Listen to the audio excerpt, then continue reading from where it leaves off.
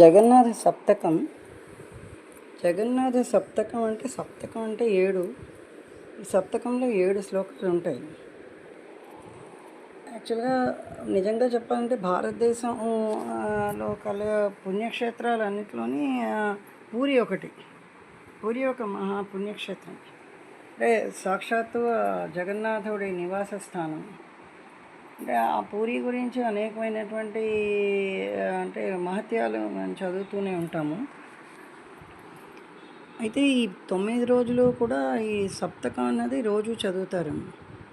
ఈ చాలా అంటే చాలా శక్తి కలదన్నమాట ఈ సప్తకం. అది ఈ జగన్నాథ సప్తకం జగన్నాథుని స్తుతిస్తూ రచించారు. ఇది ఒక సంస్కృత పండితుడు ప్రదీప్తానంద శర్మ గారు రచించారు. అయితే ఇదేంటంటే 7 శ్లోకాలు కూడా ఆ భగవంతుని యొక్క దివ్యమంగళ స్వరూపం, దివ్యమంగళ శక్తులు అవన్నీ కూడా వర్ణిస్తాయి. మొదటి శ్లోకం ఏంటంటే దివ్య రూపం వర్ణన చేస్తుంది.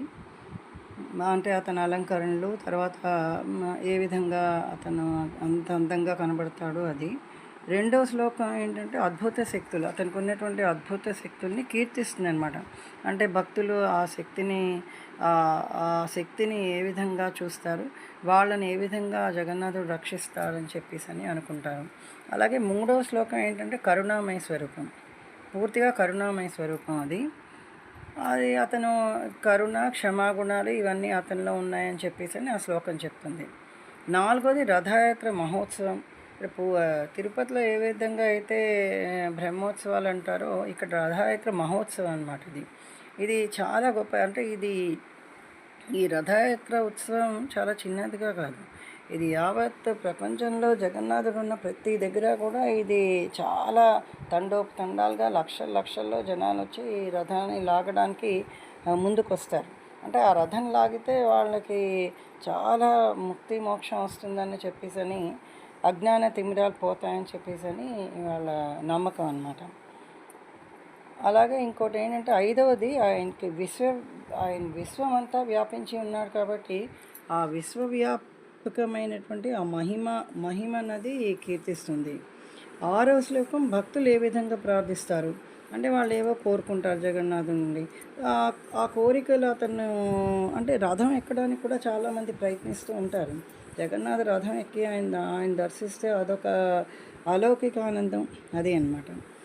ఆ 7వ శ్లోకం ఏంటంటే శాంతి సంక్షేమాలు. అంటే ప్రపంచం అంతా కూడా శాంతితో ఉండాలి అని చెప్పేసి భక్తులకు శాంతి కలగాలి అని చెప్పేసి ఆశీర్వదిస్తూ ఈ జగన్నాథ సప్తకం అన్నది అది ఆఖరి అవుతుందన్నమాట. సో ఈ 7 శ్లోకాలు కూడా చాలా గొప్ప శక్తి కలిగాయి అది. సో అది జగన్నాథ సప్తకం.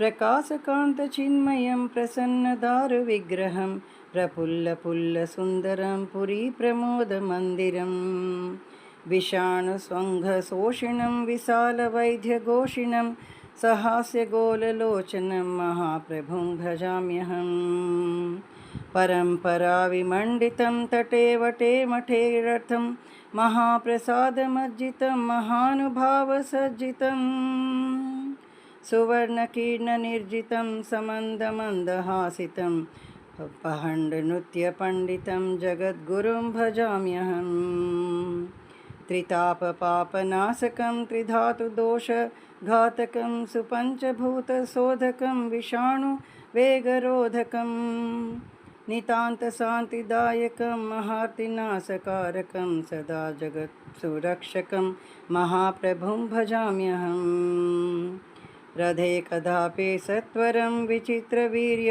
మీశ్వరం ముఖారవింద సింధూరం గదం సుధారసం మహాపురాణ సత్కరం మహేశ్వరీ పురస్సరం సఘోషహర్షతత్పరం సదాశివం భజామ్యహం నివాసనీలపర్వతం ప్రఫుల్లపీతసత్పటం సమస్తవైష్ణవాశ్రితం సముద్రకూలనిర్జితం నితాంతశాంతచిద్ఘనం ఘనాఘనాప్రభాయుతం నియంత్రుదో రోగభౌతికం విషగర్వం భజామ్యహం. ग्रहे सत्परहारिणं खगेशयानचारिणं नुशंसकंसमर्दनं समस्तगोपशासनं सरागराधिकाधवं कृपालुनीलमाधवं नवीनयौवनोज्ज्वलं भजे नीलोचलमुज्ज्वलम् नियोगभोगभक्षणं वियोगवेगघर्षणं सुपुष्पहारधारिणं चराचरस्य पारिणं समन्त्रतन्त्रनायकं प्रवीणवेणुवादकं विषाणुमुक्तिदायकं भजे सुखप्रदायकं विषाणुमुक्तिदायकं भजे सुखप्रदायकम्।